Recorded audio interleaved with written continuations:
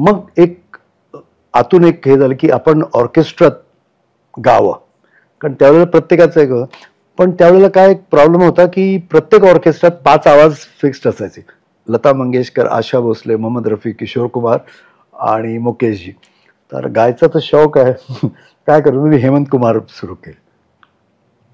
हे रात ये चांदनी फिर कहाँ सुलझा दिल की दास्ता. मग कधी हेमंत कुमार पण हे असेल, प्रेझेंट असेल, तर तू काय करणार आहे? सुन मेरे बंधू रे, सुन मेरे मितवा, सुन मेरे साथी रे, असं करत करत करत जिकडे जिकडे गॅप मिळायचा तिकडे तिकडे स्वतःला फिट करत करत मग. आणि तो काळ होता 80-82 की ते हे पोस्टर लाईन थोडी थोडी कमी झाली, हे डिजिटल वगैरे आलं.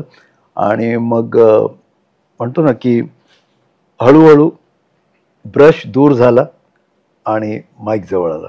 आणि तो दिवस आहे. आणि 82 मध्ये 82मध्ये मेलोडी मेकर्स ऑर्केस्ट्रा जॉईन केला. आणि तो प्रवास असा होता की तेव्हा 20 शो, 25 शो, 30 शो, म्हणजे जवळजवळ रोज शो. आणि मग मला कळलंच नाही कसं मी स्टेजवर आलो. आणि मेलोडी मेकर्स जॉईन केल्या केल्या पहिलाच दौरा होता 10 दिवसाचा, अकोला, अमरावती, नागपूर, विदर्भ वगैरे.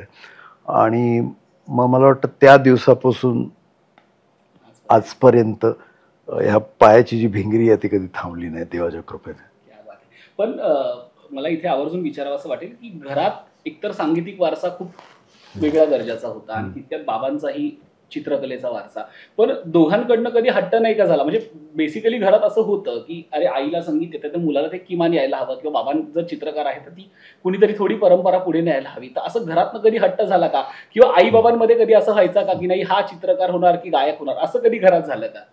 नाही नाही नाही, मला आठवतं त्यावेळेचे जे आई बाबा होते ना तसे नव्हते. त्यांचं विचारांचं मुलाला ॲडमिशन देण्यापुरते त्यांच्याकडे पैसे होते. त्यांच्यासाठी ते बाबांना तर आठवायचं पण नाही की आपला मुलगा कितवीत आहे. आणि मग असं झालं की मी तुम्हाला जसं बोललो ना 82मध्ये की ब्रश दूर गेला, माईक जवळ आला. आणि लोकांनी सांगायला लागले बाबांना, लोकांना लोक बोलायला लागले की बाबांना लोक म्हणायला लागले की तुमचा मुलगा काय करतो तुम्हाला माहीत नाही. नाही तो एकदम लाजाळू आहे, एकदम शांत बसतो घरात, नाही जरा एकदा या. आणि मग इथे दीनानाथ मंगेशकर ऑडिटोरियममध्ये आई बाबा मला न सांगता आले एक दिवस. आणि त्यांनी बघितलं की सुदेश भोसले स्टेजवर, आपला मुलगा स्टेजवर आल्यावर लोक टाळ्या शिट्या, आणि त्याला कळत नाही हे काय चाललंय. आणि माझ्या प्रत्येक आवाजाला वन्स मोर. आणि बाबांनी तो अख्खा कार्यक्रम माझ्याकडे न बघताना की ह्याला काय वेळ लागले का, ह्याला टाळ्या का मारतात. आणि मग बाबांना किशोर कुमार आवडायला लागले, मोहम्मद रफी आवडायला लागले, मग त्यांना हिंदी गाणी आवडायला लागली. सगळ्यात म्हणतात ना की आपला मुलगा करतो.